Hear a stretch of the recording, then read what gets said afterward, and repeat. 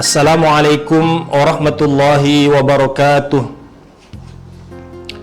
Alhamdulillahi wa kafa, wassalatu wassalamu ala sayyidil mustafa wa ala alihi wa ashabihi ahli sidqi wal wafa.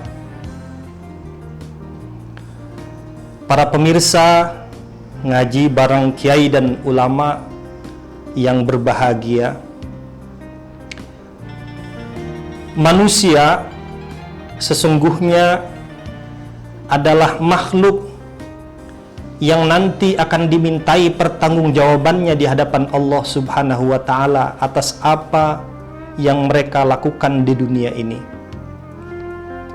Manusia-manusia yang berbahagia adalah manusia-manusia yang mampu menyeimbangkan antara hubungan ia dengan Allah Subhanahu wa Ta'ala dan tentunya antara hubungan ia dengan sesama manusia. Manusia-manusia seperti ini adalah manusia-manusia yang dikategorikan manusia yang selamat di dunia dan di akhirat. Manusia melakukan ibadah yang baik,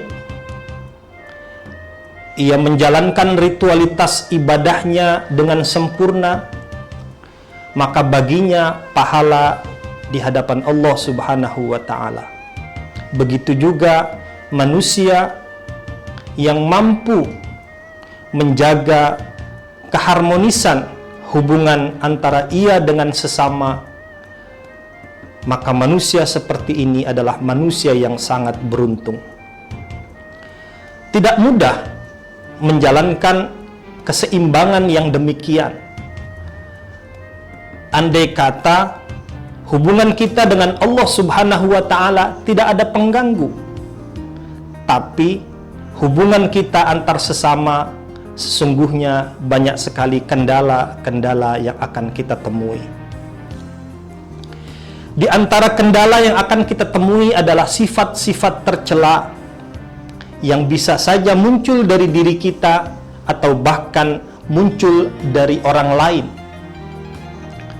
Sifat buruk atau sifat tercela bisa saja lahir dari diri ini, karena diri ini adalah tempatnya kesalahan dan kekhilafan. Karena manusia tempatnya salah dan khilaf, maka sangat mungkin manusia mengulangi kesalahan-kesalahannya dan kekhilafan-kekhilafannya. Hal-hal yang sesungguhnya sangat mengganggu keharmonisan hubungan antar sesama manusia adalah sifat tercela yang diantaranya adalah hasud atau dengki. Orang-orang yang hasud atau orang-orang yang dengki adalah mereka yang tidak menginginkan kebaikan jatuh kepada orang lain, bukan kepada dirinya. Ia menginginkan bahwa kebaikan itu menjadi miliknya sendiri. Sesungguhnya orang-orang seperti ini adalah mereka yang mengingkari anugerah Allah Subhanahu wa Ta'ala yang diturunkan kepada orang lain. Ia tidak menginginkan kebaikan atau anugerah Allah itu turun kepada orang lain. Artinya, ia bukan hanya menentang sifat atau kodrat manusia, tapi ia juga menentang kodrat atau takdir dari Allah Subhanahu wa Ta'ala. Orang-orang yang hasud, orang-orang yang dengki sangatlah berbahaya. Maka Al-Quran menegaskan, wa min syarri hasidin idza hasad. Kita diminta berlindung kepada Allah Subhanahu wa Ta'ala, termasuk diantaranya dari sifat orang-orang yang memiliki kedengkian. Para pemirsa yang dirahmati Allah Subhanahu wa Ta'ala,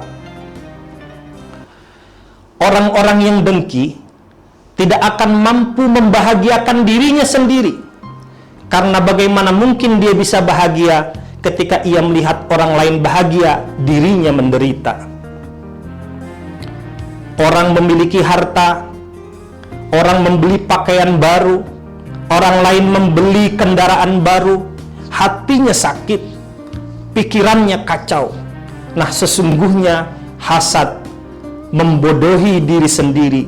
Sesungguhnya hasad mencelakai diri sendiri. Maka pantas ketika Nabi besar Muhammad sallallahu alaihi wasallam bersabda, "Iyyakum wal hasad, fa innal hasad ya'kulul hasanat kama ta'kulun naru al-hataba." Hati-hati kalian terhadap hasad atau dengki. Sesungguhnya dengki itu akan memakan kebaikan-kebaikan kalian seperti halnya api yang akan memakan kayu bakar.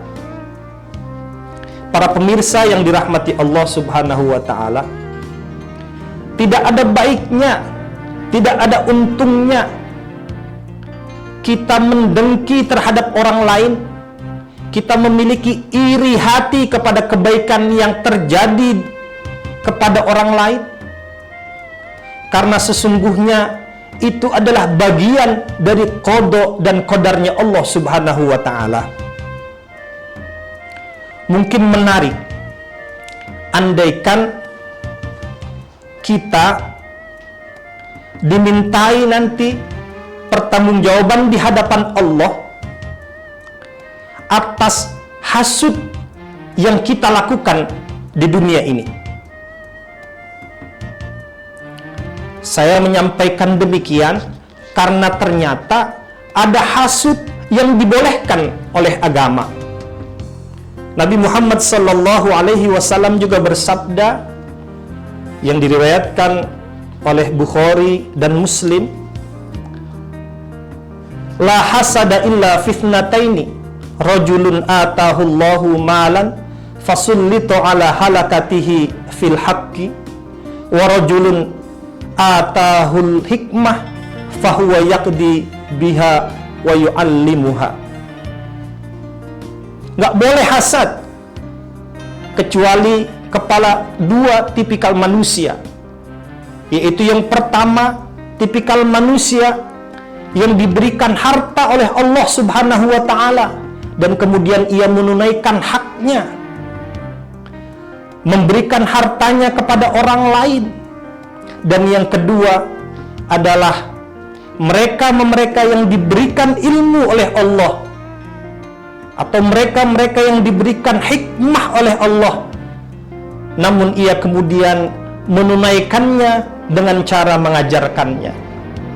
Hanya kepada dua tipikal manusia inilah kita dibolehkan untuk hasud. Kenapa? Karena sesungguhnya dua manusia ini telah sungguh-sungguh menunaikan haknya. Bahkan hak Allah ia tunaikan, juga sesungguhnya hak manusia lain ia tunaikan. Para pemirsa yang berbahagia, kerugian orang-orang yang hasud atau dengki adalah ia mampu mencelakai bukan hanya kepada orang lain, tapi akan mencelakai dirinya sendiri. Orang-orang yang hasud akan mampu melakukan apa-apa yang tidak pernah kita kirakan sebelumnya.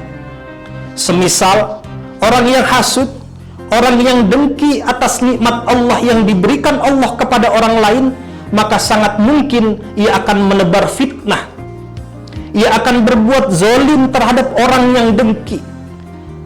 Ia akan membuat zalim kepada orang yang diberikan anugerah oleh Allah Subhanahu wa taala itu. Kenapa? Karena sesungguhnya orang-orang yang diberikan anugerah sangat mungkin ia lukai dengan perbuatan atau mungkin dengan ucapannya. Semisal ia akan menebar fitnah dan menebar hoax, menebar berita palsu, agar orang lain yang mendapatkan kenikmatan itu tidak lagi menjadi bahagia karena kenikmatannya, seolah-olah akan ia ambil. Inilah kenapa baginda Rasul Muhammad sallallahu alaihi wasallam sangat mewanti-wanti, mengajari kita untuk takut terhadap sifat hasud atau sifat dengki dan iri hati. Bahkan kita diminta Allah untuk berlindung kepada Allah Subhanahu wa taala terhadap orang-orang yang memiliki sifat hasud atau iri hati ini. Bahkan Sayyidi Rasul Muhammad sallallahu alaihi wasallam juga diceritakan dalam Al-Quran ketika beliau menyampaikan kebaikan-kebaikan, beliau menyebarkan agama Allah yang penuh rahmat.